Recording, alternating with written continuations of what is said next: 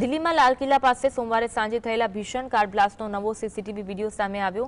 આ વિડીયોમાં સ્પષ્ટપણે જોવા મળી રહ્યું છે કે વાહનોની ધીમી ગતિએ ચાલતી લાઇન વચ્ચે વિસ્ફોટ થયો। જે i20 કારમાં વિસ્ફોટ થયો તે ધીરે ધીરે રેડ લાઇટ પાસે આવી રહી હતી। ટ્રાફિકમાં ચાલતી કારમાં અચાનક વિસ્ફોટ થયા, જેના કારણે નજીકના વાહનોને ભારે નુકસાન થયું।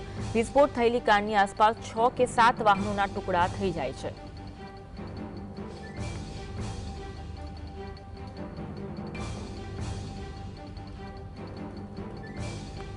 બ્લાસ્ટના સીસીટીવી દ્રશ્યો સામે આવ્યા છે। ટ્રાફિકમાં ચાલતી કાર અચાનક વિસ્ફોટ થાય છે, જેના કારણે નજીકના વાહનોને ભારે નુકસાન થાય છે। વિસ્ફોટ થયેલી કારની આસપાસના 6 કે 7 વાહનોમાં ટુકડા થતા હોવાના દ્રશ્યો જોવા મળ્યા છે।